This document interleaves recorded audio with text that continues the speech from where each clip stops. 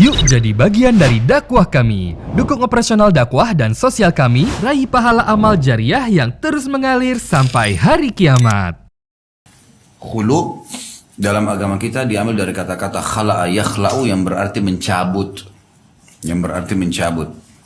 Kalau dikatakan khala'a syai'un berarti dia menarik sesuatu itu atau mencabutnya.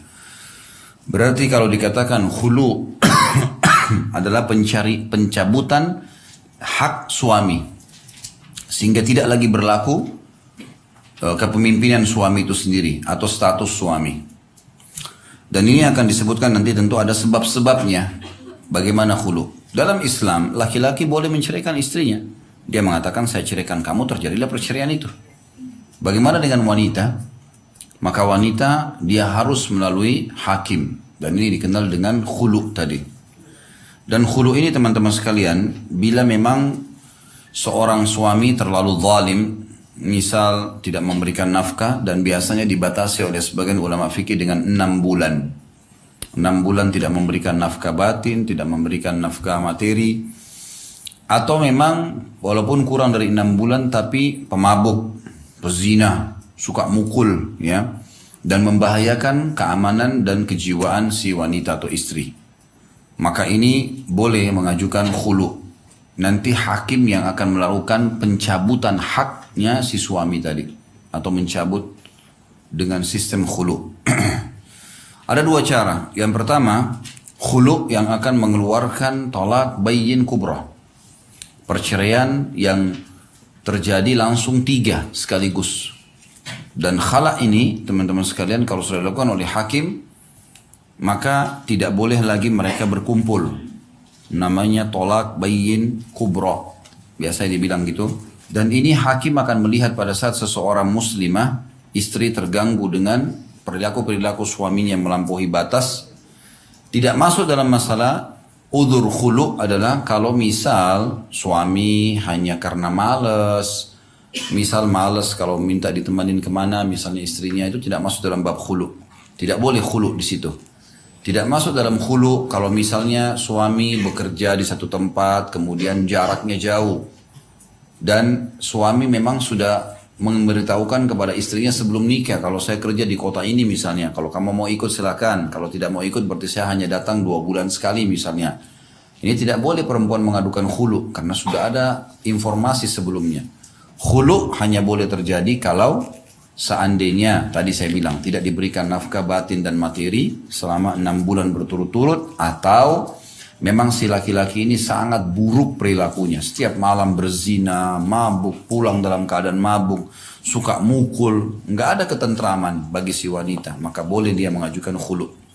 Hakim akan melihat keadaannya. Kalau seandainya wanita ini betul memiliki saksi, memiliki bukti kalau suaminya seperti itu, maka hakim melihat maslahat kalau tidak diceraikan maka akan berbahaya bagi jiwanya si wanita, dia boleh mengeluarkan talak bayyin kubra, yang berarti terceraikan langsung 3 dengan suami itu, ya, terceraikan langsung 3 dengan suami itu.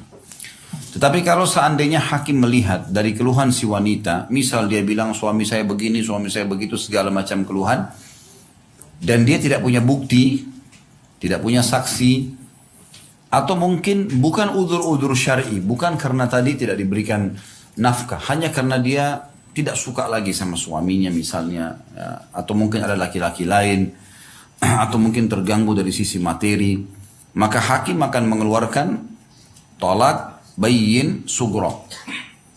Artinya terjatuh cerai, tapi cerai satu, seperti orang cuma tolak raj'i, cerai yang bisa kembali. Dan ini hakim melihat maslahat dan mudaratnya gitu. Tapi hukum ini dibolehkan dalam Islam. Seorang wanita menyampaikan kepada hakim tentang permasalahan yang sedang dia hadapi. Dikatakan di sini khulu adalah atau yaitu wanita melepaskan suaminya dengan meminta cerai atau melepaskan hubungan dengan suaminya. Hanya saja ketika sebagian orang menyebut usaha ini dengan khulu, maka sebutan ini terasa baru di telinga mereka dan seakan-akan belum pernah diterapkan pada masa sebelumnya. Benar kata penulis, mereka menambahkan beberapa hal, yaitu wanita menuntut khulu. Hanya saja sunnah telah menjelaskan kepada kita tentang masalah ini dan menerangkannya dengan sebaik-baiknya. Maksudnya adalah banyak orang belum paham hukum khulu. Bahkan ada sebagian suku yang mengaku Islam, perceraian di tangan perempuan. Dia menceraikan suaminya, dia menentukan segala sesuatunya. Ini terbalik ini, nggak benar. Dan hikmah kenapa perempuan tidak bisa menceraikan suaminya secara langsung, karena karakter umumnya perempuan perasaan. Kalau ibu-ibu dikasih sama Allah kesempatan menceraikan suami, satu hari bisa 10 kali ceraikan suaminya. Sedikit suaminya telat, saya ceraikan kamu. Sedikit kecewa, saya ceraikan kamu. Tidak diantar ke ibunya, saya ceraikan kamu. Jadi ini suaminya bisa 10 kali dapat kalimat cerai. Nah. Tapi kalau laki-laki umumnya, biar istrinya mengatakan ceraikan saya, dia masih berpikir. Kalaupun laki-laki mengatakan nanti saya ceraikan loh, itu ancaman di mulutnya. Dia tidak akan mengucapkan itu kecuali dalam keadaan darurat. Bahkan kebanyakan laki-laki, kebanyakan pasiennya pengadilan agama wanita. Saya bilang pasien karena ini penyakit. Antri sampai ratusan orang, perempuan semuanya. Dan semua bicara buruk suaminya. Suami saya begini, suami buruk semuanya. Ini bahaya nih. Kalau ada peruqyah yang mau bersedekah, bagus ngeruqyah di situ. Tempatnya syaitan. Perceraian. Orang nikah bukan untuk cerai. Nikah untuk dipertahankan. Dan kalau ada masalah, dihadapi. Bukan ditinggalkan. Hadapi masalah itu. Karena kalau kita menghindar dari sebuah masalah lain sedang menunggu. Kita menikah dengan siapapun, tetap akan ada masalah karena kita nikah dengan manusia. Kalau tidak mau punya masalah, saya kasih sederhana. Nikah dengan boneka. Nggak marah, ditendang, dipindahin, dikempesin, nggak apa-apa. Manusia nggak bisa. Punya rasa, dia melihat, dia mendengar, ada perasaan. Ada saatnya dia sedih, ada saatnya dia senang. Wajar itu, manusiawi. Jadi kenapa di tangan laki-laki? Karena masalah itu. Tentu kan kalau kita tidak bicara kalau ada laki-laki yang tidak bertakwa kepada Allah ya. Kalau laki-laki mukmin mustahil teman-teman. Kalau dia sudah mukmin iman masuk dalam hatinya mustahil menceraikan istrinya. Saya katakan mustahil dan ulama sepakat masalah itu. Kalau dia orang mukmin benar-benar karena ada hadis Nabi SAW. Janganlah seseorang mukmin laki-laki membenci istrinya yang mukminah. Karena kalau dia menemukan kekurangan di satu sisi, dia akan temukan kelebihan di sisi yang lain. Dan juga dalam sebuah athar yang lain dikatakan, laki-laki mukmin tidak akan menceraikan suami istrinya, karena kalau dia tidak mencintainya, dia akan menghormatinya sebagai istri, dan kalau dia mencintainya, dia akan maksimal dalam mencintainya. Jadi memang orang mukmin itu berbeda. Asal orang mukmin, kita bicara di sini lingkupnya adalah orang mukmin yang sudah tertanam iman dalam hati, dan iman harus dengan majelis ilmu. Baru kemudian ada semuanya. Kalau laki-laki mukmin mustahil teman-teman sekalian. Dia akan berusaha mempertahankan, dia nasihatin, dia luruskan, dia doakan. Kita tahu Nabi Nuh alaihissalam tinggal sama istrinya yang kafirah 950 tahun. Nabi Lut sampai Allah binasakan kaumnya bersama istrinya baru kemudian terpisahkan. Mereka bersabar mendakwahinya, mereka mengingatkan dan itu beruntungnya kalau menikah dengan laki-laki mukmin, gitu kan? Sudah jelas seperti itu. Dan kita tidak bicara lingkup laki-laki fasik. Kalau laki-laki fasik sering ngancam istrinya dengan cerai.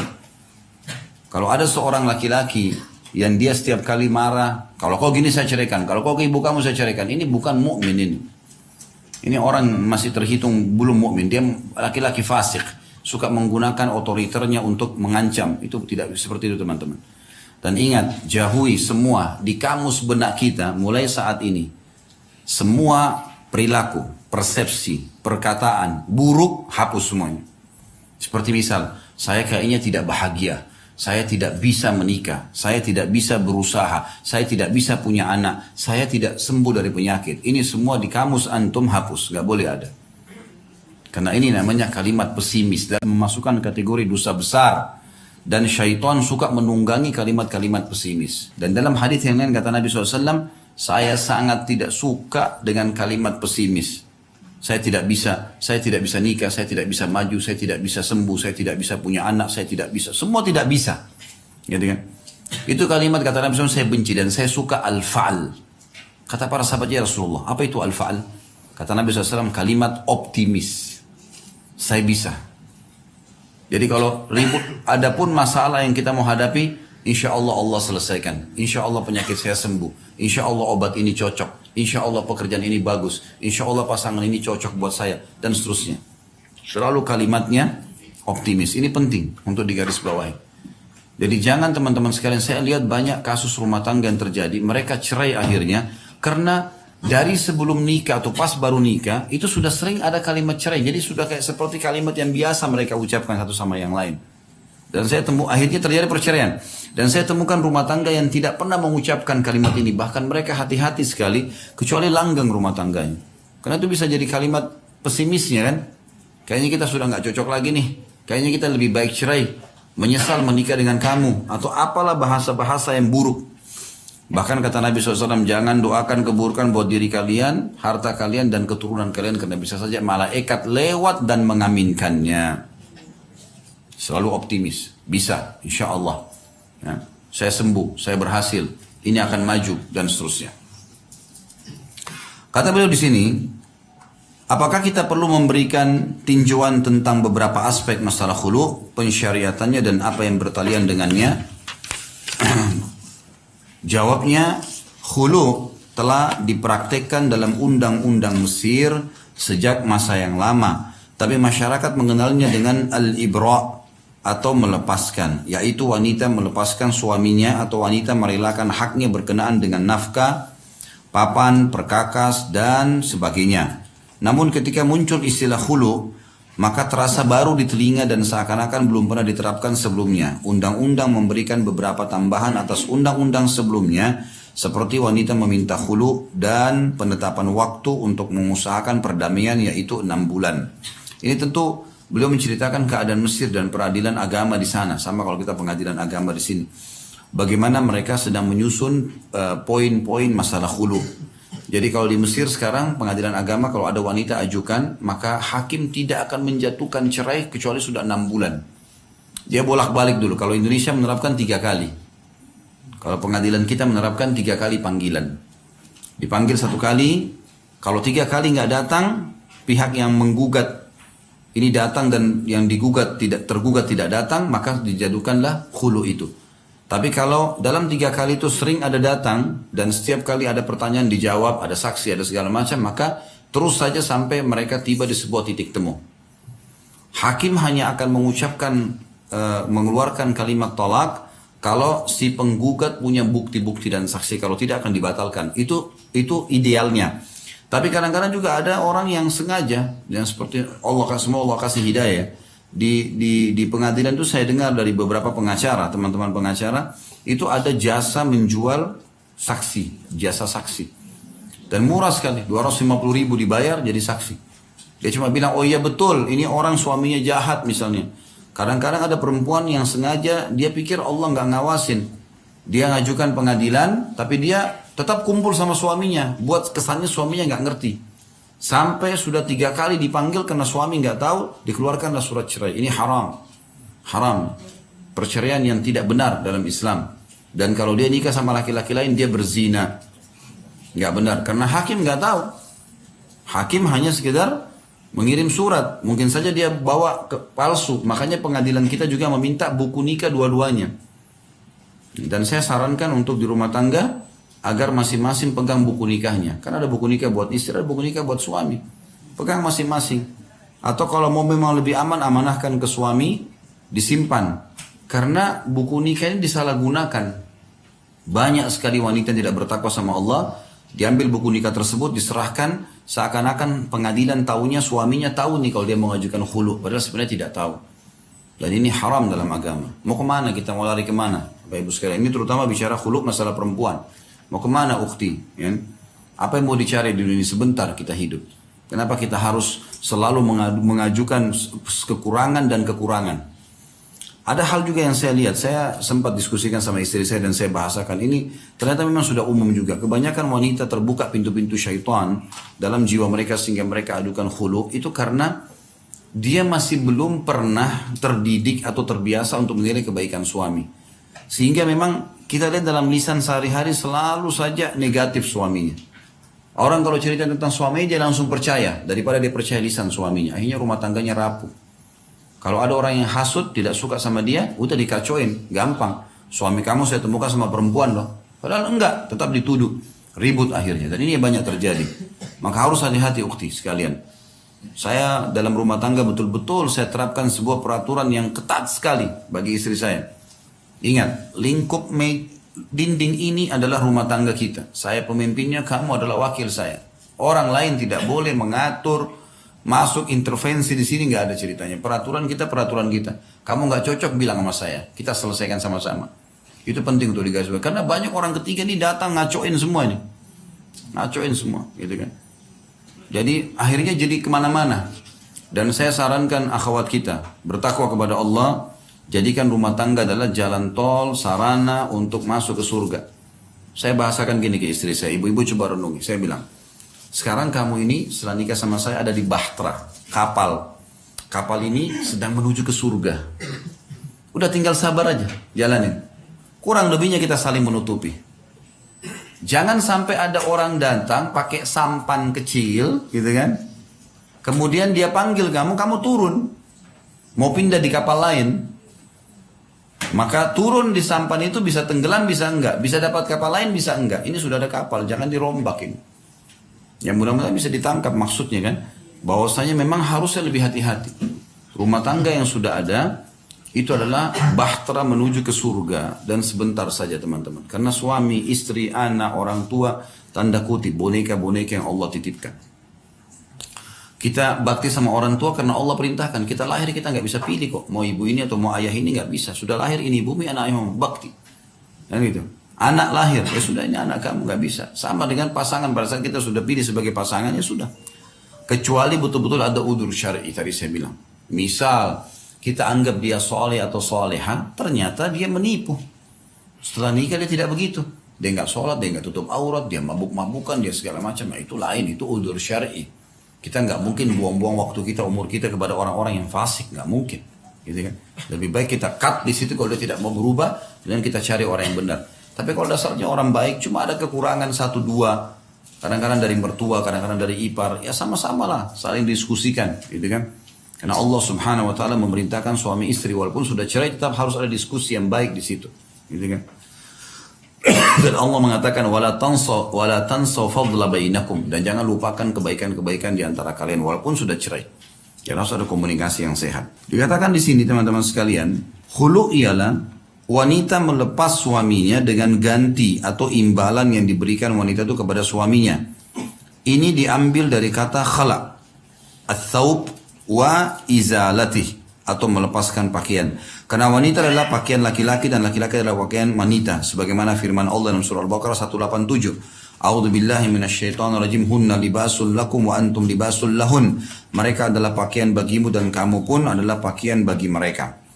Disebut juga dengan fida atau tebusan, karena seorang wanita menebus dirinya dengan tebusan yang diberikan kepada suaminya. Para fuqaha mendefinisikan bahwa khulu ialah suami mencerai istrinya dengan imbalan yang diterimanya. Sampai sini dulu. Jadi khulu diberikan gambaran oleh para ulama, si perempuan mengajukan kepada pihak pemerintah setempat untuk cerai.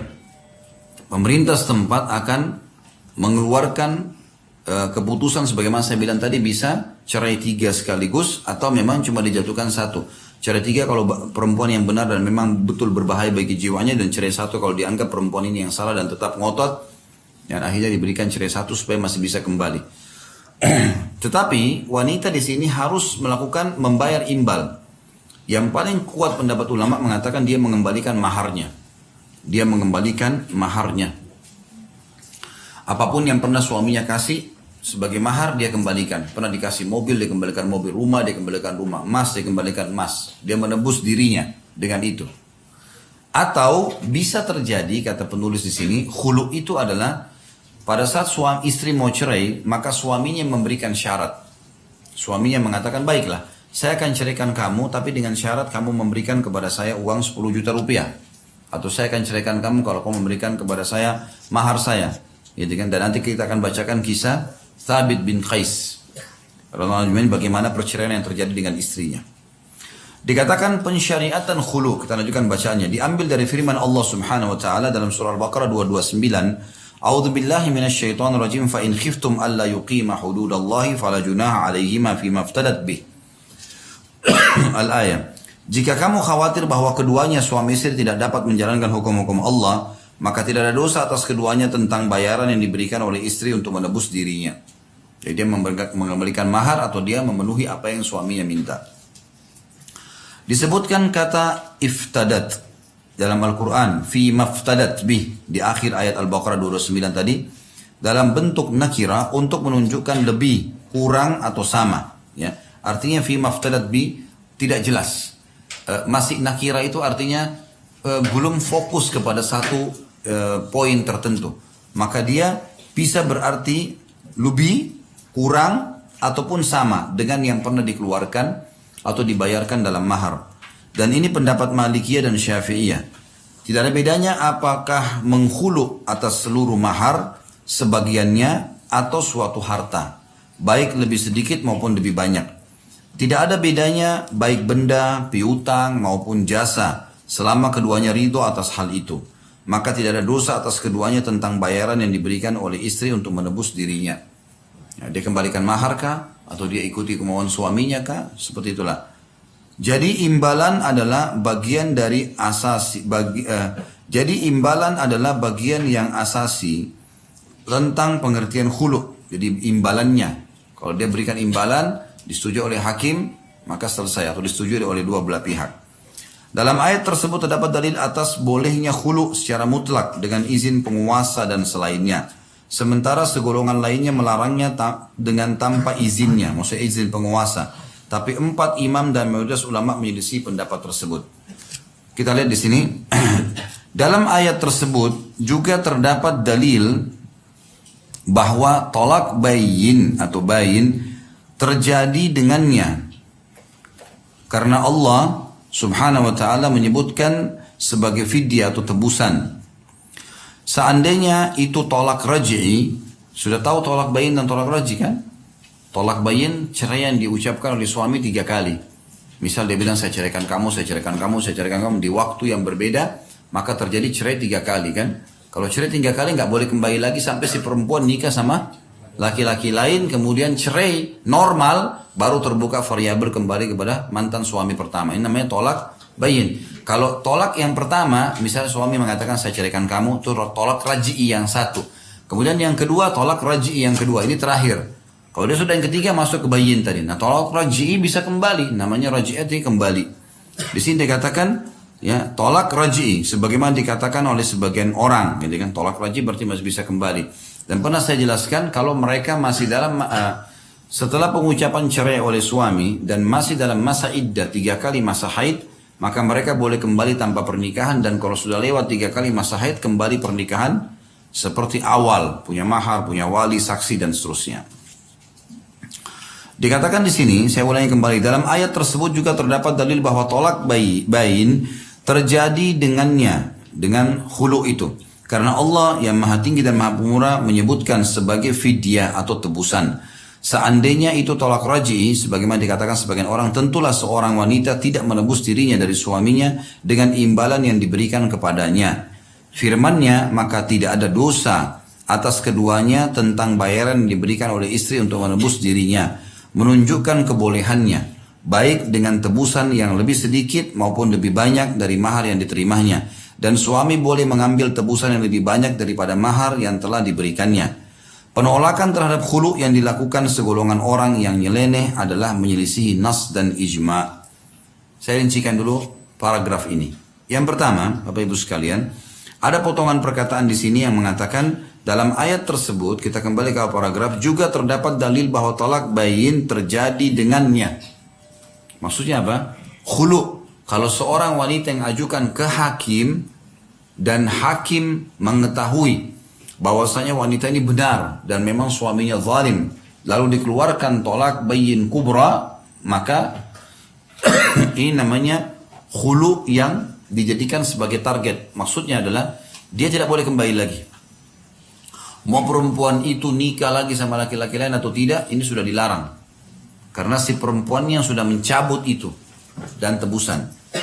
Kemudian potongan perkataan yang dikatakan di sini, seandainya itu tolak raj'i, sebagaimana dikatakan sebagian orang, maksudnya adalah memang ada sebagian orang bilang itu tetap tolak raj'i, ya, tetap tolak raj'i. Dalam arti kata, kalaupun seorang wanita mengajukan khulu, maka hakim tetap tidak boleh memberikan perceraian bain, tetap harus tolak raj'i, gitu kan? Jadi ada 3 pendapat ulama dalam masalah ini. Ada yang mengatakan kalau khulu diajukan, maka berarti tolak bayin terjadi, selesai. Dalam arti kata, kalau hakim sudah putuskan, perempuan itu tidak boleh kembali lagi sama suaminya. Ada pendapat mengatakan tidak. Khulu pun diajukan, harus hakimnya cuma mengeluarkan tolak raj'i. Kalau bahasa kita di pengadilan Indonesia ini tolak bayin sugra. Sama saja dengan tolak raj'i, artinya masih bisa kembali, gitu kan. Ini pendapat. Ada yang di tengah-tengah. Yang di tengah-tengah ini mengatakan dilihat maslahat dan mudaratnya. Kalau perempuan yang benar dan berbahaya bagi kejiwaannya, maka diberikan tolak bayin kubra. Dan kalau misalnya perempuan yang salah, tapi dia tetap ngotot karena dia cuma suka laki-laki lain atau dia tidak suka laki-laki suaminya, maka diberikan tolak bayin sugro. Dikatakan di sini dan selanjutnya juga boleh si perempuan menebus dirinya semampunya, apakah senilai dengan mahar atau lebih sedikit atau bahkan lebih dari mahar. Dan boleh sebaliknya suami mengambil tebusan yang lebih banyak daripada mahar yang telah diberikan. Lebih jelasnya saya akan bacakan riwayat Bukhari. Riwayat Bukhari dari Ibnu Abbas radhiyallahu anhuma, anna imra'ata Thabit bin Qais atat an-nabiy sallallahu alaihi wasallam faqalat, ya Rasulullah, Thabit bin Qais ma a'tibu alayhi fi khuluqin wala dinin walakinni akrahu al-kufra fil Islam. فقال رسول الله صلى الله عليه وسلم أتردين عليه حديقته قالت نعم قال رسول الله صلى الله عليه وسلم أقبل الحديقة وطلقها تطليقة.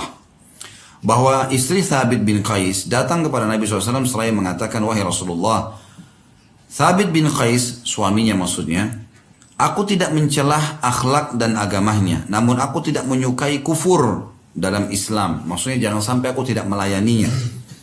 Nabi SAW mengatakan, apakah kamu ingin mengembalikan kebunnya? Ia menjawab, iya. Rasulullah SAW mengatakan kepada Zaid, ya, Zaid ibn Thabit adalah tangan kanannya Nabi SAW, terimalah kebun itu dan tolaklah ia dengan sekali tolak. Hadis ini menjelaskan kepada kita teman-teman sekalian bahwasanya dari hadis Bukhari ini, kalau ada wanita yang datang kepada hakim, Nabi SAW hakim, lalu dia ajukan khulu, dia minta cerai dari suaminya. Tapi perhatikan alasannya di sini. Apa kata istri Thabit bin Qais? Dia mengatakan, saya tidak mencela akhlak dan agamanya Thabit. Berarti tidak ada kesalahannya Thabit. Nggak ada kesalahan di sini. Saya cuma tidak suka saja. Ada riwayat lain mengatakan, istrinya Thabit melihat kalau Thabit lagi jalan sama sahabat-sahabat Nabi yang lain, dia melihat Thabit ini jelek sekali. Dia melihat Thabit itu pendek, hitam. Maaf, jangan tersinggung kalau ada di sini. Ini kejadian waktu itu. Jadi memang dia lihat suaminya ini pendek dan berkulit hitam. Di awal Islam, dia kan menikah karena semangat Islamnya, gitu kan? Ternyata berjalan waktu, setiap suami jalan sama teman-temannya, dia selalu lihat suami yang paling jelek. Emang begitu riwayatnya. Maka dia datang kepada Nabi SAW mengatakan, ya Rasulullah, Thabit, saya enggak celah, akhlaknya baik, agamanya baik, tapi saya takut kufur dalam Islam. Saya takut saya enggak layani dia. Gitu. Ada sebagian ulama hadis menjelaskan kalau istrinya Thabit memang orang cantik, punya kelebihan fisik. Jadi dia setiap didekati oleh Thabit, dia merasa berat untuk disentuh. Baik. Maka yang terjadi adalah dia ini mau mengajukan khulu. Bagaimana ya Rasulullah? Ada riwayat menjelaskan Thabit pun ditanya oleh Nabi SAW, hai Thabit, bagaimana pendapatmu? Jadi hakim harus adil di sini. Tanya ini, mau nggak kau lepasin istrimu? Jelas-jelas nggak dicela loh, nggak ada akhlak, nggak ada masalah di akhlak, nggak ada masalah di agama. Kata Thabit, ya Rasulullah, kalau dia kembalikan mahar yang saya kasih kebun kurma. Silakan. Nggak ada masalah kalau dia mau cerai.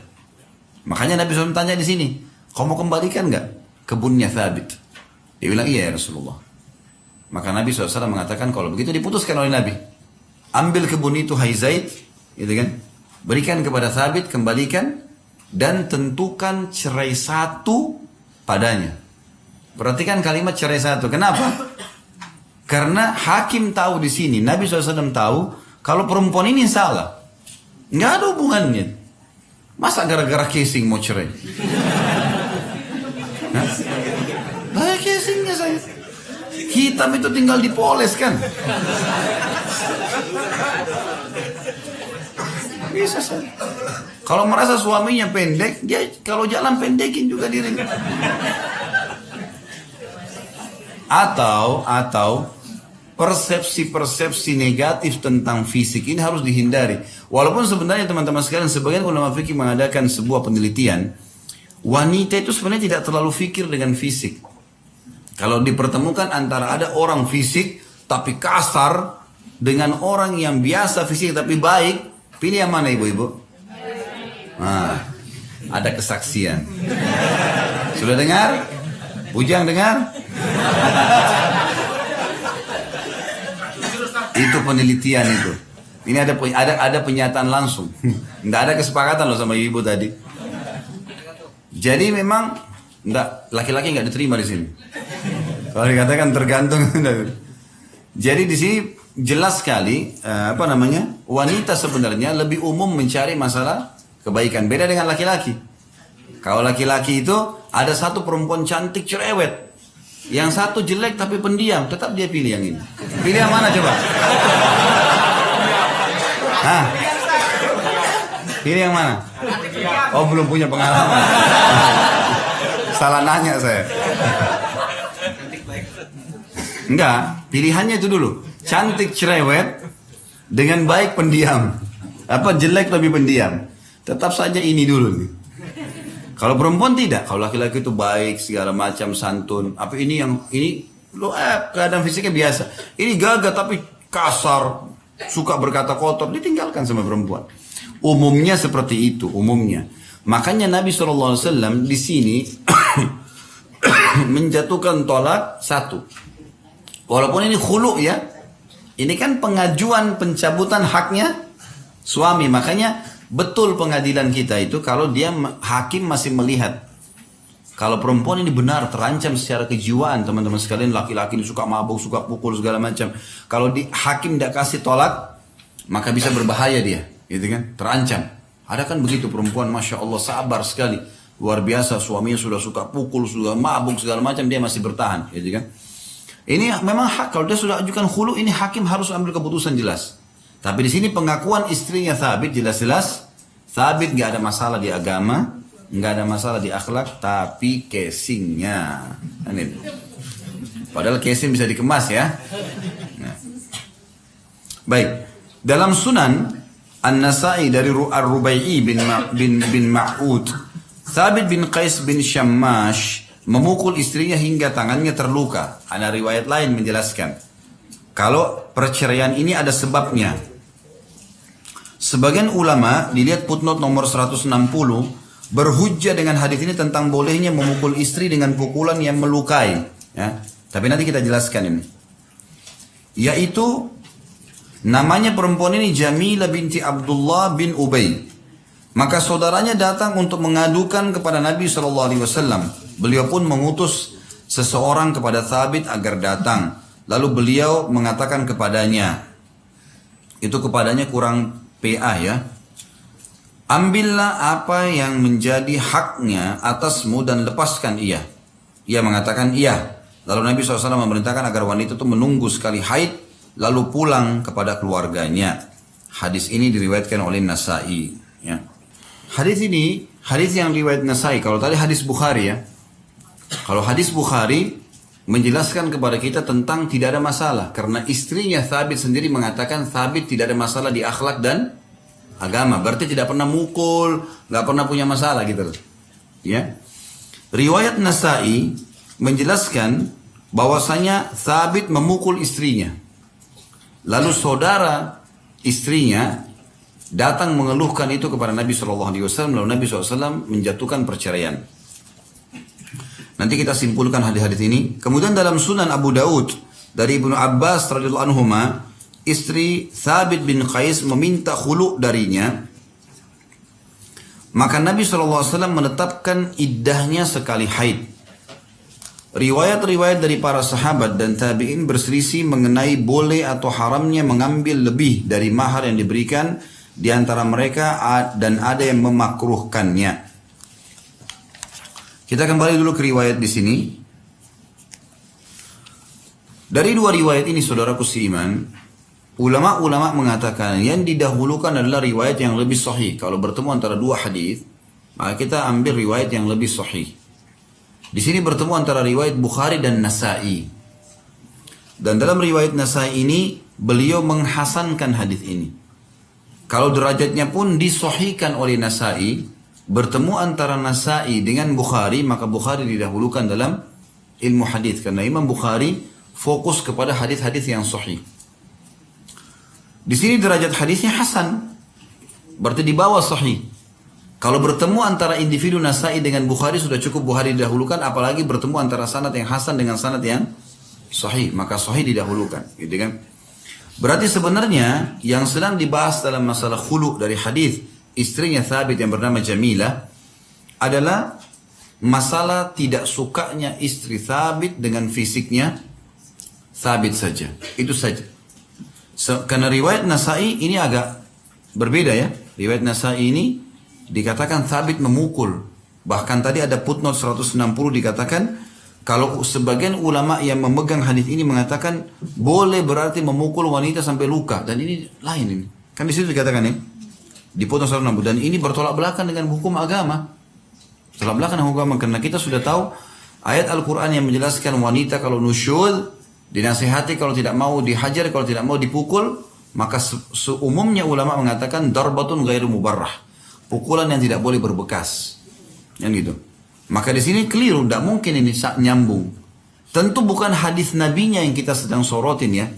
Tapi banyak perawi-perawi hadis yang kadang-kadang menyampaikan hadis, mungkin dia ambil dari gurunya, tidak jelas. Misalnya gurunya menyampaikan dalam sebuah majelis. Kemudian dia dengar dari jarak jauh. Dia tulis misalnya, itu dia dengar. Kadang-kadang dia nukil seperti apa yang dia dengar.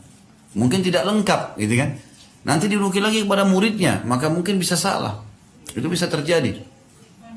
Apalagi memang kalau lafadznya seperti ini. Lafadznya ini, perhatikan lafadz Imam Bukhari ya. Ibnu Abbas mengatakan kalau istri Thabit datang ke Nabi SAW dan bicara langsung. Perhatikan penyampaian orang yang sedang menghadapi masalah, menyampaikan masalahnya. Kalau riwayat Nasa'i berbunyi, Thabit bin Qais langsung diceritakan memukul istrinya.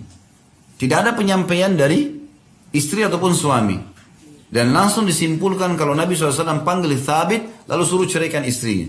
Jadi ini hadis tapi penyampaian perawi yang mengambil potongan-potongan hadis dan disimpulkan oleh dia. Makanya ulama mengatakan hadis Bukhari di sini didahulukan dari banyak sudutnya. Nah berarti diambil sebuah kesimpulan hukum, apakah boleh seorang wanita mengajukan khulu sementara dia hanya karena tidak suka sama suaminya? Jawabannya kalau dari hadis Bukhari boleh. Dari hadis Bukhari boleh. Tapi hakim di sini, hakim mengambil keputusan untuk ceraikan dengan satu ceraian. Kalau Indonesia mengatakan tolak bayyin sugro. Ya, makanya orang-orang yang cerai, dan insya Allah mudah-mudahan tidak terjadi. Orang kalau cerai dapat surat dari pengadilan ditulis itu tolak bayyin sugro. Atau dalam kurung biasanya ditulis cerai satu. Ya, sehingga mereka masih bisa rujuk. Hanya saja bedanya, kalau tolak bayyin, kalau khulu, dan memang khulunya hakim mengetahui si wanita yang salah di sini. Dianggap dia yang salah. Kenapa dia salah? Karena dia membenci Thabit bukan di agama, bukan di akhlak, hanya fisiknya saja. Maka Nabi SAW suruh cerai satu. Dan dijadikan iddahnya 1 kali masa haid. Bukan 3 kali. Tapi 1 kali masa haid. Dengan harapan sebenarnya di sini adalah Jamilah bisa kembali. Kembali pada suaminya gitu kan. Itu yang terjadi. Dan ini difahami daripada riwayat tadi yang sudah kita sampaikan. Baik, kita pindah ke halaman setelahnya 112 di paragraf yang kedua langsung ya. Kalangan yang membolehkan berargumen dengan zahir ayat maka tidak ada dosa atas keduanya tentang bayaran yang diberikan oleh istri untuk menebus dirinya. Dan sejumlah athar diantaranya Abdul Razak menyebutkan dari Ma'mar dari Abdullah bin Uqail bahwa Rabi' bin Ma'ud bin Afra menuturkan kepadanya bahwa ia meminta khulu' dari suaminya dengan semua yang dimilikinya. Lalu hal itu dilaporkan kepada Uthman bin Affan radhiyallahu anhu, ternyata ia membolehkannya. Ia memerintahkan agar mengambil jepit rambut yang lebih rendah daripada itu. Hadis ini diriwayatkan Abdul Razak dan Baihaqi. Jadi yang sedang kita bahas adalah paragraf pertama di sini disebutkan riwayat-riwayat dari para sahabat dan tabi'in berselisih. Kalimat berselisih di garis bawahi mengenai boleh atau haramnya mengambil lebih dari mahar yang diberikan. Ini yang sedang kita bahas. Ya, ini sebuah poin yang harus digarisbawahi yang sedang dibahas. Kata penulis, kalangan yang membolehkan mengambil mahar, misal suami, istrinya bilang, saya mau khulu. Suami bilang boleh, tapi kau harus kasih saya mobil misalnya. Ini contoh. Contoh saja, nggak usah dibayangkan. Ya sudahlah, kamu boleh cerai, tapi kasih saya segelas jus. Tadi mobil kan langsung bersuara ibu-ibu. Jus aja deh. Misal, kalangan yang membolehkan berargumen kalau membolehkan laki-laki menetapkan permintaan imbalan lebih besar, berargumen dari zahir ayat tadi. Ayat yang dimaksud adalah ayat Al-Baqarah 229, ya. Yang berbunyi, maka tidak ada dosa atas keduanya tentang bayaran yang diberikan oleh istri untuk menebus dirinya. Dan juga ada sebuah athar ternyata dari Ma'mar dari Abdullah bin Uqail bahwa Rabi binti Ma'ud bin Afra, ini seorang wanita, Rabi ini adalah wanita, menuturkan kepadanya bahwa ia meminta khulu dari suaminya dengan semua yang dimilikinya. Lalu hal itu dilaporkan kepada Uthman bin Affan, ternyata ia membolehkannya. Jadi waktu Rabi mengajukan, saya mau cerai nih, saya nggak mau lagi sama kamu, dia bilang sama suaminya. Suaminya bilang boleh, tapi semua yang kau miliki buat saya. Semuanya, bajumu, lemari, apa saja, perhiasan, semua punya saya. Karena dulu dari saya gitu. Seperti itulah. Itu di zaman Uthman bin Affan. Maka Uthman bin Affan membolehkan. Ditanya si perempuan, kau tetap mau cerai walaupun itu permintaan suamimu? Iya, saya tetap mau cerai. Semua saya kasih.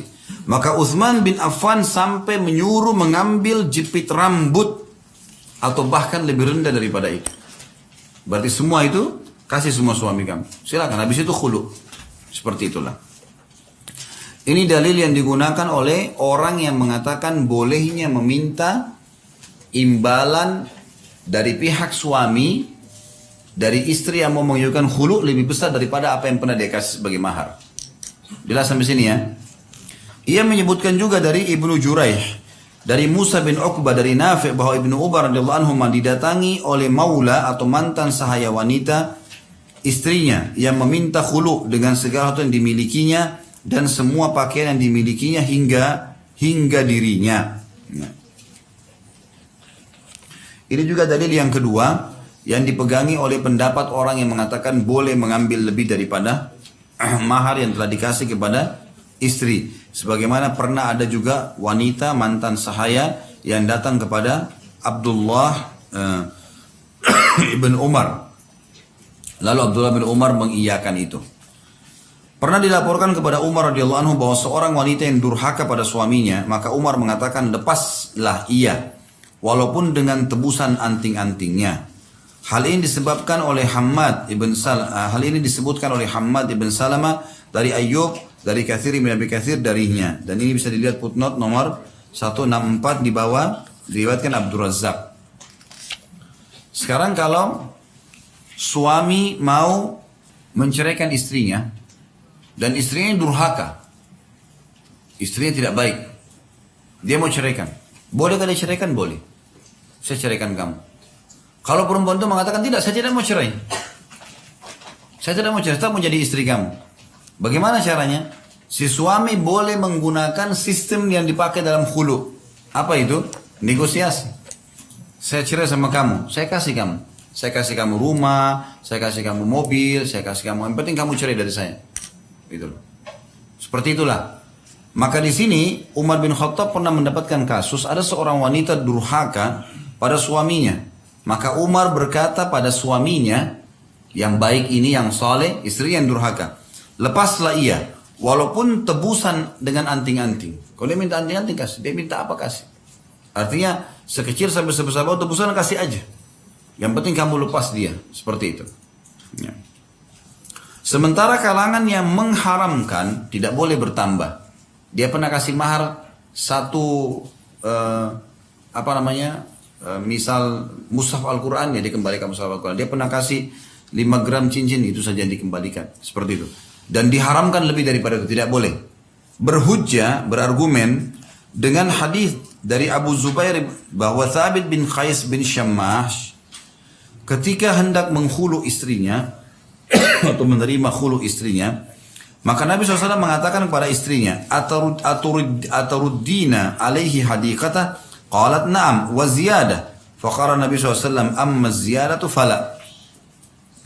Apakah kamu ingin mengembalikan kebunnya? Jadi waktu Jamilah mengeluhkan pada Nabi SAW tentang Thabit bin Qais, tadi hadis Bukhari, saya enggak keluhkan akhlaknya, saya enggak keluhkan agamanya, tapi saya tidak cocok, takut kufur, tidak memenuhi kewajiban saya. Maka kata Nabi SAW kepada Thabit, apa pendapatmu Thabit? Ya Rasulullah, kalau dia kembalikan kebun saya kasih dulu, oke, silahkan. Kata Nabi SAW kepada wanita itu, apa kau kembalikan kebunnya? Dia bilang iya. Dan perempuan itu karena semangatnya mau cerai, dia bilang apa? Saya tambah lagi. Kebunnya Thabit, saya tambah lagi. Apa kata Nabi SAW? Kalau tambahan tidak perlu. Kembalikan saja mahar itu. Nah di sini perkataan Nabi SAW yang mengatakan, apakah kamu ingin mengembalikan, kau mau siap kembalikan kebunnya? Ia menjawab iya, dengan tambahan. Beliau menjawab, adapun tambahan maka tidak perlu. Ad-Darul-Qutni mengatakan, Abu Zubair mendengarnya lebih dari satu orang dan sanadnya sahih. Abdul Razak menyebutkan dari Ma'mar, dari Laith, dari Al-Hakam bin Uqbah, dari Ali bin Abi Thalib bahwa suami tidak boleh mengambil yang lebih banyak daripada mahar yang telah diberikan. Taus rahimahullah, salah satu ulama tabi'in mengatakan, ia tidak halal mengambil darinya yang lebih banyak daripada mahar yang telah diberikan. Atha rahimahullah, ulama-ulama tabi'in mengatakan, jika suami mengambil tebusan lebih dari maharnya, maka kelebihannya dikembalikan kepadanya atau kepada istri. Jadi kalau misalnya dia kasih mahar 10 juta, istrinya sudah kembalikan 10 juta, dia nggak boleh bilang 11 juta kasih ke saya. Kalau dia terima pun 11 juta dan sudah setelah itu tahu hukum harus kembalikan 1 jutanya, nggak boleh. Az-Zuhri rahimahullah, ulama tabi'in juga mengatakan, ia tidak halal mengambil tebusan lebih banyak daripada mahar yang diberikan kepadanya. Maimun bin Mahran rahimahullah juga mengatakan, jika ia mengambil dari istrinya yang lebih banyak daripada mahar yang diberikan kepadanya, berarti ia tidak berpisah dengannya, tidak berpisah dengan baik. Al-Auza'i rahimahullah berkata, qadhi tidak membolehkan suami, qadhi artinya hakim ya, tidak membolehkan suami mengambil sesuatu dari istrinya kecuali sebagaimana telah diberikannya kepadanya. Harusnya hakim-hakim itu kalau dia mau kembalikan, minta supaya istri ini bisa khulu dan dia kembalikan hak suaminya, harus dikasih apa yang sudah jadi mahar saja. Lebih daripada itu tidak boleh.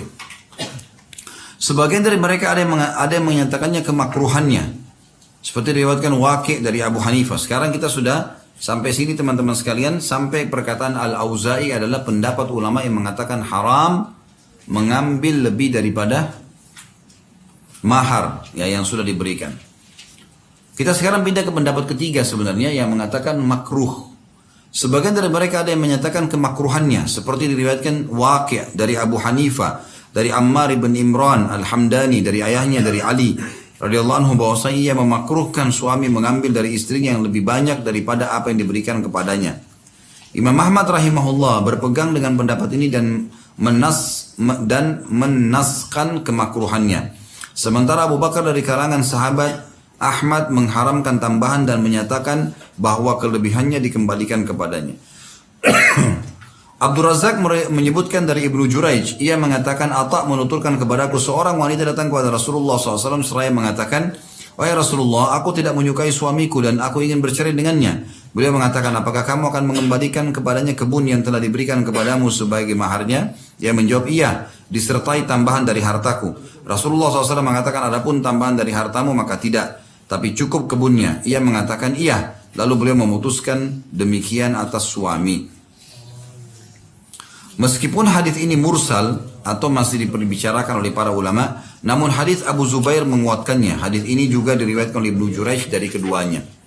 Kalau kita simpulkan teman-teman sekalian dari perselisihan pendapat ulama, yang paling kuat adalah tidak boleh seorang laki-laki mengambil lebih dari mahar.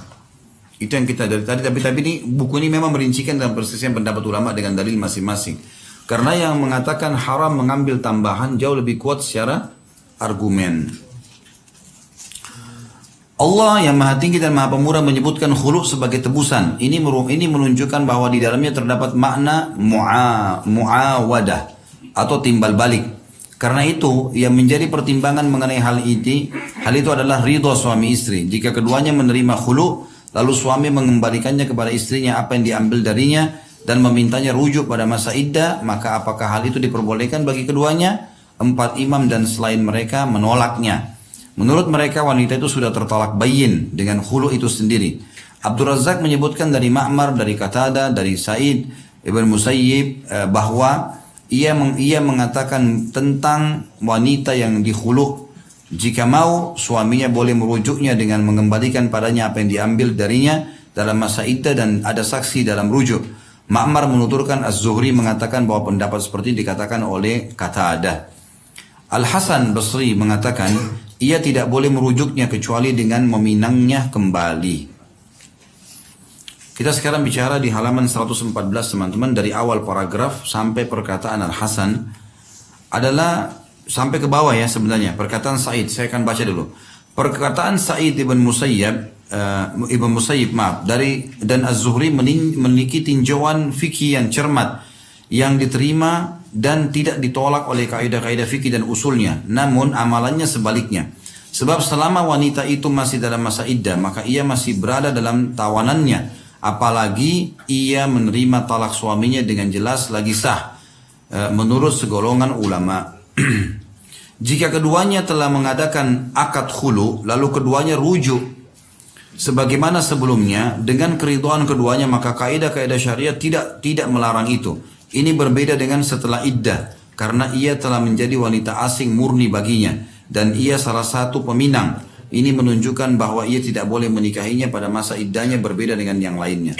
Saya simpulkan 4 paragraf ini. Ulama berselisih pendapat tentang masalah wanita yang mengajukan khulu. Kalau hakim sudah mengiyakan, baik karena wanita itu dalam kondisi benar, memang dia dizalimi, atau memang dia hanya karena tidak suka saja, berikanlah tolak itu. Kalau dalam kondisi dia cerai, khulu, dan hakim sudah memberikan itu, dan ada masa iddah sebulan tadi yang Nabi SAW kasih, kalau dalam masa iddah itu mereka rujuk, maka menurut pendapat tadi, yang disebutkan Sa'id bin Musayyib dan Az-Zuhri, 2 ulama tabi'in mengatakan ini sah. Kalau mereka rujuk di masa iddah 1 bulan tadi. Pendapat Al-Hasan mengatakan enggak boleh. Dia kalau mau nikahi, dia harus meminang kembali. Beda dengan cerai biasa. Ini perselisihan di antara ulama tentunya. Dan mereka sepakat kalau sudah lewat masa iddah, dilihat. Kalau dia tolak bayin kubra tadi, memang karena laki-laki ini zalim segala macam, maka sudah tidak lagi pernikahan di antara mereka. Kalau dia karena masalah hanya karena tadi ke istrinya Thabit tidak suka, masa iddah mereka tidak rujuk, lewat iddah mereka masih mau kembali, masih boleh. Tidak ada masalah, karena memang sebenarnya si perempuannya tadi sini yang keliru, bukan laki-lakinya. Ya. Kalau kita simpulkan, kalau si suami memang yang salah, zalim segala macam, dan sudah lewat masa iddah, tidak ada rujuk lagi di antara mereka. Kalau si istri yang zalim hanya karena tidak suka dan segalanya, maka di masa iddah boleh rujuk, setelah iddah pun boleh rujuk. Gitu kan? Jadi ini yang dijelaskan tadi dalam 4 paragraf kita. Berkenaan dengan perintah Nabi SAW kepada wanita yang dikhulu agar beriddah dengan sekali haid, berisi dalil mengenai 2 hukum. Pertama, ia tidak wajib 3 kali haid, tapi cukup sekali haid. Hal ini sebagaimana disebutkan dalam sunnah yang jelas. Ini adalah madhab Uthman bin Affan, Abdullah bin Umar, Rabi' ibn Mad'un radhiyallahu anhum ajma'in, salah seorang pemuka sahabat. Tidak diketahui ada orang pun yang menyelisihi mereka.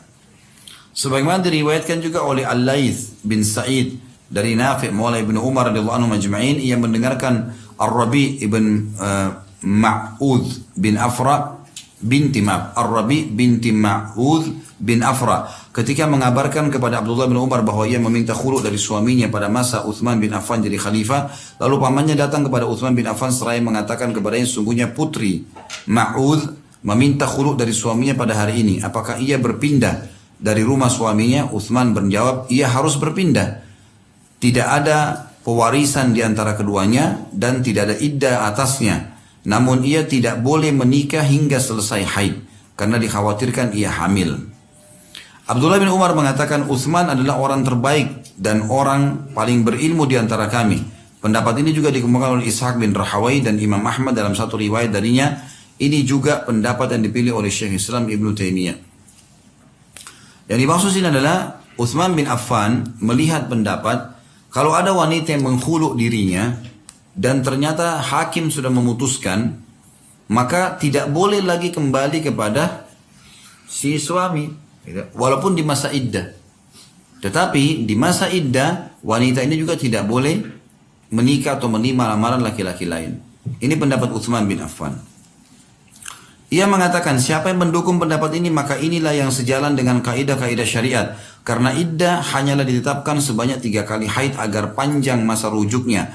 Lalu suami berubah pikiran dan bisa rujuk dalam masa iddah. Jika tidak ada rujuk di dalamnya maka yang dimaksud ialah sekedar membersihkan rahimnya dari kehamilan. Dalam hal ini cukup 1 kali haid seperti istibra atau melepaskan diri tadi atau membersihkan diri.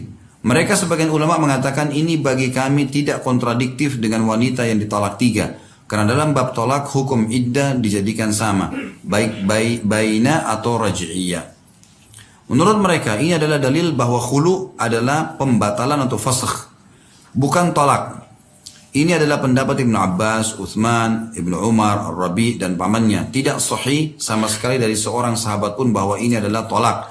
Imam Ahmad meriwayatkan dari Yahya bin Sa'id, dari Sufyan, dari Amr, dari Tawus, dari Ibnu Abbas, ini adalah khulu.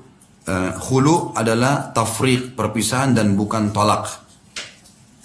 Sampai sini saya jelaskan kembali selisih pendapat ulama tentang masalah khulu. Kalau seandainya perempuan mengajukan khulu, ada pendapat pertama mengatakan di masa iddah 1 kali haid, kalau mereka rujuk boleh rujuk, dianggap sah seperti orang cerai umumnya. Lewat masa iddah maka dilihat kalau memang dasarnya suaminya yang salah, zalim, maka tidak lagi pernikahan di antara mereka. Tapi kalau si perempuan yang zalim karena tidak suka saya tadi masalah fisik misalnya, maka boleh mereka rujuk walaupun sudah lewat masa iddah. Ini pendapat. Pendapat yang kedua ibu bapak sekalian adalah pendapat Uthman bin Affan yang mengatakan kalau sudah khulu tidak boleh rujuk lagi sama sekali. Sudah selesai urusannya. Kalau hakim sudah putuskan khulu, nggak ada lagi. Selesai. Dan itu ada kasus yang pernah terjadi di zaman Uthman bin Affan, di mana beliau menerima khulu seorang wanita yang menghulu suaminya, kemudian Uthman bin Affan melarangnya untuk kembali lagi. Dan dia hanya boleh menikah kalau selesai masa iddah lewat. Ini pendapat perselisihan di antara mereka. Dan ini sampai tadi paragraf yang ketiga di halaman 115 menjelaskan masalah itu. Abdul Razak menuturkan dari Sufyan, dari Amr, dari Taus bahwa Ibrahim bin Sa'ad bin Abi Waqqas bertanya kepada Ibnu Abbas tentang laki-laki yang telah mentolak istrinya dengan 2 tolak. Kemudian istrinya meminta khulu darinya. Apakah mantan suaminya boleh menikahinya? Ibnu Abbas menjawab, iya. Allah yang maha tinggi maha menyebut tolak di awal dan akhir ayat, sementara khulu di antara keduanya. Ibnu Abbas punya pendapat yang lain di sini dalam masalah kasus kita. Saya bacakan kembali. Ibnu Abbas waktu ditanya tentang laki-laki yang telah mentolak istrinya 2 kali tolak. Saya ceraikan kamu, tolak raj'i. Sudah selesai nih. Kalau dia ucapkan yang ketiga tolak bayin. Kemudian pada saat itu istrinya minta khulu darinya. Tadinya dia ceraikan istrinya 2 kali. Sekarang setelah 2 kali, sedang kesempatan dia berbahaya si laki-laki, sudah terancam. Dia kalau ucapkan yang ketiga sudah nggak bisa lagi kembali. Tapi ternyata setelah 2 kali ucapan kalimat cerai, sekarang istrinya yang khulu, istrinya yang mengajukan perceraian. Apakah mantan suaminya boleh menikahinya? Sekarang sudah 2 kali diceraikan, gitu kan? Di masa iddah diceraikan, sekarang istrinya mau khulu dia. Kalau terjadi kasus seperti ini ya. Jadi ternyata sudah diceraikan, masih dalam masa iddah si perempuan ini. Sekarang perempuannya yang tidak mau lagi kembali, gitu kan? Dan dia sekarang, kalaupun suaminya kembali ke dia, dia coba khulu. Dia sekarang yang mau narik haknya suaminya. Kalau dalam masa khulu ini, walaupun sudah 2 kali diceraikan tadi, kemudian mereka mau rujuk, karena ada 1 kali masa haid di khulu. Maka Ibnu Abbas mengatakan dibolehkan. Karena sebenarnya khulu itu di dalam agama bukan dianggap perceraian normal seperti kalau laki-laki mengucapkan saya ceraikan kamu. Tapi ini pencabutan hak. Pencabutan hak bisa pengembalian hak. Maka berarti masih bisa dipasang dan dicabut ini. Beda dengan kalau laki-laki bilang saya ceraikan kamu, saya ceraikan kamu. Memang dia melempar.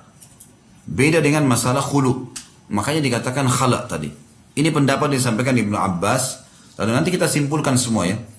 Jika ditanyakan bagaimana mungkin kalian mengatakan bahwa tidak ada seorang pun dari kalangan sahabat yang menyelisihi pendapat orang-orang yang kalian sebutkan, padahal diriwayatkan Hammad ibn Salamah dari Hisham bin Urwa dari ayahnya dari Jahman bahwa Ummu Bakra al-Aslamiyah sebelumnya sebagai istri Abdullah bin Usaid dan ia telah minta khulu darinya.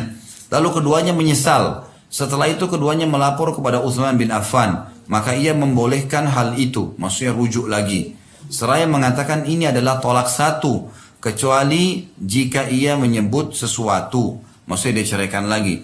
Maka itu sesuai dengan apa yang disebutkannya. Sampai sini teman-teman sekalian, kita simpulkan kalau penulis buku mengambil sebuah kesimpulan dari persisian pendapat ulama tadi, bahwa orang kalau sudah khulu, kemudian mau kembali lagi, maka boleh kembali. Karena pernah terjadi zaman Utsman bin Affan, 2 orang si perempuan mengajukan khulu, suaminya lalu merayunya, lalu kemudian mereka mau baikan, akhirnya mereka kembali. Kalau kita simpulkan semua adalah, kalau khulu itu diajukan oleh seorang wanita, boleh dalam syariat. Baik itu ada alasan syariat atau tidak ada alasan syar'inya. Dia tidak suka, atau memang karena buruk keimanan, atau akhlaknya suaminya. Tinggal dilihat, kalau suaminya buruk, maka diberikanlah tolak yang selamanya, yang namanya tolak bayin kubro tadi. Kemudian kalau istri yang salah diberikan tolak bayin sugro. Ini dulu poin. Selisih pendapat ulama sekarang tentang masalah baik kalau seandainya mereka sudah diajukan khulu. Di masa iddah atau di luar masa iddah, bolehkah rujuk lagi? Nah ini yang pendapat yang tadi kita sebutkan. Maka jawabannya adalah, yang kalau dari semua pendapat tadi yang kita sebutkan, yang paling kuat pendapat Utsman bin Affan, boleh rujuk. Karena dianggap khulu itu adalah pencabutan. Selama itu pencabutan berarti bisa pengembalian. Dan dia bukan seperti cerai umumnya kalau laki-laki mengucapkannya. Allahu alam. Ibnu Abi Syaibah menyebutkan Ali bin Ibrahim menuturkan kepada kami dari Ibnu Abi Layla, dari Talha bin Musharraf, dari Ibrahim An-Nakhai, dari Al-Qama, dari Ibnu Mas'ud yang mengatakan tidak terjadi tolak bayin kecuali pada tebusan atau ilat atau ila ya. Ini disebutkan di situ ila. Ini hadis ini sebenarnya sanadnya lemah ya, 176. Diriwayatkan pula dari Ali bin Abi Thalib. Jadi ada 3 sahabat terkemuka yang menyampaikan masalah itu. Jawabannya, ini tidak sahih dari seorang pun dari mereka. Adapun athar Utsman, maka ini dicela oleh Imam Ahmad, Al-Baihaqi dan selainnya. Syekh kami mengatakan bahwa mungkin ini sahih dari Utsman bin Affan, sedangkan ia tidak berpendapat adanya iddah, tapi hanya berpendapat istibra dengan sekali haid. Seandainya itu menurutnya adalah iddah, niscaya dia mewajibkan iddah. Sementara Jahman, ini nama-nama orang semua, perawi kisah ini dari Utsman, kita tidak mengenalnya lebih banyak daripada sebagai maula Bani Aslamiyah. Adapun athar Ali bin Abi Thalib radhiyallahu anhu, maka Abu Muhammad bin Hazm mengatakan, kami meriwayatkan dari jalur yang tidak sahih dari Ali dan yang semisalnya darinya. Ini adalah athar Ibnu Mas'ud akibat buruknya hafalan Ibnu Abi Ya'la. Kemudian jika itu sahih, hanya menunjukkan bahwa tolak dalam khulu jatuh sebagai bayyin, bukannya bahwa khulu itu menjadi tolak bayyin. Kedua perkara tersebut memiliki perbedaan yang sangat jelas. Saya baca paragraf terakhir ini baru saya jelaskan lagi. Yang menunjukkan itu bukan tolak bahwa Allah SWT menetapkan 3 hukum sebagai akibat tolak yang dilakukan setelah terjadi persetubuhan. Ketiga hukum tersebut seluruhnya ternafikan dari khulu, yaitu pertama, suami lebih berhak rujuk pada tolak itu. Yang kedua, tolak dihitung sebanyak 3 kali. Setelah jumlah tolak telah sempurna, maka wanita tidak dihalalkan bagi suaminya kecuali setelah menikah lagi dan melakukan persetubuhan. Ketiga, iddah selama 3 kali haid. Sementara berdasarkan nas dan ijma bahwa tidak ada rujuk dalam khulu. Sahih pula berdasarkan sunnah dan pendapat sahabat bahwa iddah dalam khulu adalah sekali haid. Sahih pula berdasarkan nas tentang bolehnya khulu setelah 2 kali tolak. Lalu terjadi lagi tolak 3 setelah itu. Ini jelas sekali bahwa khulu bukanlah talak sebagaimana Allah berfirman dalam Al-Baqarah 229. A'udzu billahi minasyaitonir rajim. At-talaqu marratan fa imsakum bima'rufin aw tasrihum bi ihsan. Wa la yahillu lakum an ta'khudhu mimma ataytumuhunna syai'an illa an yakhafa an la yuqima hududallah. Fa in khiftum an la yuqima hududallah fala junaha 'alaihima fima iftadat bih. Talak yang dapat dirujuki hanya 2 kali saja yang diucapkan oleh suami. Setelah itu boleh rujuk lagi dengan cara yang ma'ruf atau menceraikan dengan cara yang baik. Tidak halal bagi kamu mengambil kembali sesuatu yang telah kamu berikan kepada mereka, kecuali kalau keduanya khawatir tidak akan dapat menjalankan hukum-hukum Allah. Dan jika kalian khawatir bahwa keduanya suami istri tidak dapat menjalankan hukum-hukum Allah, maka tidak ada dosa atas keduanya tentang bayaran yang diberikan oleh istri untuk menebus dirinya. Meskipun ini tidak dikhususkan pada wanita yang ditolak 2, namun ini mencakupnya yang selainnya. Tidak boleh dhamir atau kata ganti merujuk kepada orang yang tidak disebut dan meniadakan dari orang yang disebutkan.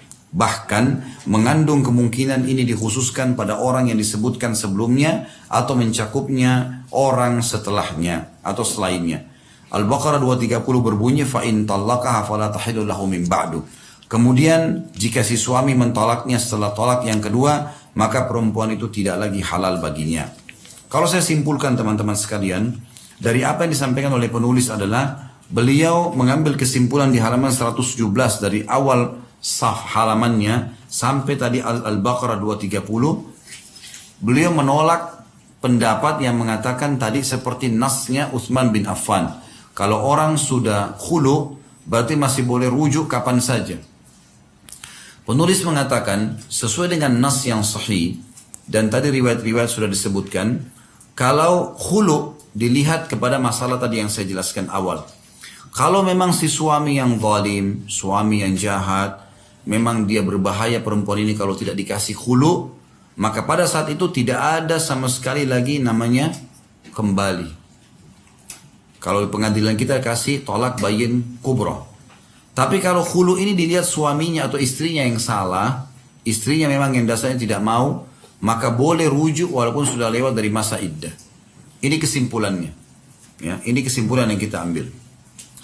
Dikatakan di sini, ini tentu saja mencakup wanita yang ditolak setelah memberikan tebusan dan wanita yang ditolak 2. Karena ia disebutkan dalam ayat. Jadi kalau perempuan memberikan tebusan berarti sudah sah khulu'nya. Karena ia disebutkan dalam ayat, maka sudah pasti ia masuk dalam kategori lafaz tersebut. Demikianlah pemahaman turjuman Quran atau Ibnu Abbas radhiyallahu anhuma. Turjuman Quran maksudnya penterjemah Al-Quran yang terbaik ya. Ini julukan Ibnu Abbas. Yang didoakan oleh Rasulullah SAW agar Allah mengajarkan kepada tafsir Al-Quran, dan ini tentu saja doa yang terkabulkan. Jika hukum tebusan atau khulu berbeda dengan hukum tolak, maka ini menunjukkan bahwa ia bukan termasuk jenisnya. Inilah yang ditunjukkan oleh nas, qiyas. Qiyas itu berarti ya, perumpamaan dan pernyataan para sahabat. Kemudian saya yang mencermati hakikat dan tujuan akad, bukan siapa yang mencermati hakikat dan tujuan akad, bukan lafadznya, maka ia akan mengkategorikan khulu sebagai fasakh. Fasakh sama tadi, pencabutan hak. Dengan lafadz apapun hingga dengan lafadz tolak. Ini salah satu dari 2 pendapat di kalangan pendapat Imam Ahmad, dan ini pendapat yang dipilih oleh Syekh kami. Menurutnya inilah zahir ucapan Ahmad, Ibnu Abbas dan seterusnya. Saya baca sampai akhir paragraf kita, baru kemudian saya jelaskan lagi. Ibnu Jurayj mengatakan, Amr bin Dinar mengabarkan kepadaku bahwa ia mendengar Ikrimah, Maula Ibnu Abbas radhiyallahu anhu berkata, sesuatu yang dibolehkan oleh harta, maka ia bukan tolak. Khulu adalah hakim boleh memberikan kepada seseorang wanita yang mengajukannya, tapi dengan syarat dia menebus dengan harta. Tolak tidak seperti itu. Disimpulkan adalah khulu bukanlah tolak, maka hukumnya tidak terjadi hal yang sama. Ya. Abdullah bin Ahmad berkata, aku melihat ayahku berpendapat dengan pendapat Ibnu Abbas. Amr berkata dari Taus, dari Ibnu Abbas, khulu ialah tafriq atau perpisahan, atau berpisah, bukan tolak. Ibnu Jurayj menunjukkan dari Taus, ayahku tidak memandang fida atau khulu sebagai tolak dan memberi pilihan padanya. Barang siapa yang mempertimbangkan lafadznya dan terpaku dengannya serta mempertimbangkan dalam hukum-hukum akad, maka ia menganggapnya sebagai tolak dengan lafadz tolaknya. Padahal kaidah-kaidah fikih dan usulnya membuktikan bahwa yang diperhatikan dalam akad ialah hakikat dan maknanya, bukan bentuk dan lafadznya. Hanyalah Allah yang diminta taufiknya. Dari sampai sini teman-teman sekalian, penulis memberikan kesimpulan kepada kita, kalau beliau pribadi cenderung kepada pendapat setelah khulu tidak ada lagi rujuk. Setelah khulu nggak ada lagi rujuk. Saya kembalikan kesimpulan dari awal. Kalau khulu dibolehkan dalam agama kita, wanita mengajukan dengan alasan syar'i atau memang alasan hawa nafsunya saja.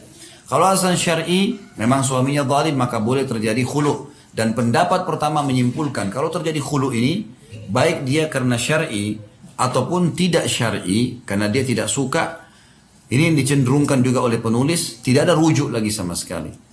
Pendapat kedua mengatakan, dirincikan, kalau suaminya yang zalim, tidak boleh kembali lagi khulu. Kalau istrinya yang zalim, dibuka khulu itu. Pendapat pertama yang mengatakan tidak boleh khulu, tidak boleh rujuk setelah khulu, karena dianggap ini bukan lagi tolak. Pendapat kedua yang mengatakan boleh rujuk, karena ini adalah seperti tolak. Ini yang dimaksudkan tadi perkataannya. Saya tambahkan lagi supaya lebih jelas. Kalau seandainya seorang wanita pendapat pertama mengatakan mengajukan khulu, saya ulangi kembali, mengajukan khulu. Kemudian hakim melihat maslahatnya memang dia harus diberikan khulu, baik itu hukum syar'i karena suaminya zalim atau suaminya tidak zalim. Seperti kasus tadi istri Thabit, dia tidak suka karena fisik saja.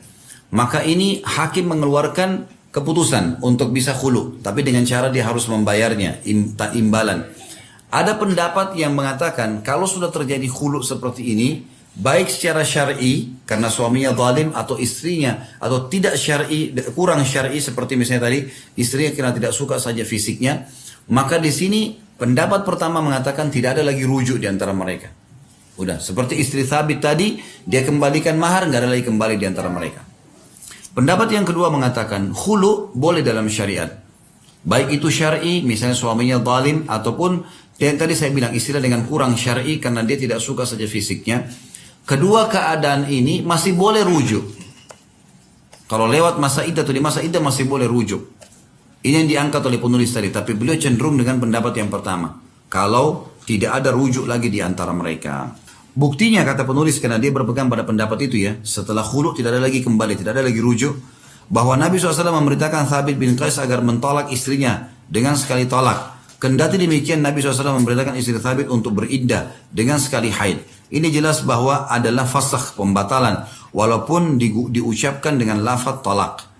Demikian pula Allah mengaitkan hukum-hukum fidyah atau tebusan padanya yang berarti bahwa ini adalah tebusan. Sebagaimana diketahui tebusan itu tidak dikhususkan dengan lafaz dan Allah tidak menentukan lafaz tertentu untuknya. Tolak fida adalah tolak yang tadi mengajukan khulu itu adalah tolak yang dibatasi dengan tidak masuk dalam kategori hukum tolak mutlak. Demikian pula tidak masuk dalam kategori dalam hal adanya rujuk dan beriddah dengan 3 kali haid berdasarkan sunnah yang sahih, wallahu waliyut taufik. Artinya beliau simpulkan yang beliau ambil pendapat adalah setelah khulu tidak ada rujuk. Pendapat yang tadi panjang lebar dijelaskan, ada pendapat lain yang mengatakan setelah khulu pun hukumnya sama dengan cerai, bisa kembali. Kalau ini dianggap khulu bukan sesuai dengan cerai. Tinggal satu pernyataan kata beliau, yakni sabda Nabi SAW memperingatkan setiap wanita untuk tidak meminta khulu dari suaminya tanpa ada alasan yang dibenarkan, sebagaimana sabda Nabi SAW, al-mukhtali'atuhunnal munafiqat.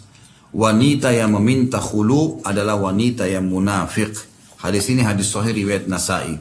Tentu ini penutupan bahasan kita. Yang dimaksud dengan hadis ini adalah beliau setelah menyimpulkan, saya kembali simpulkan.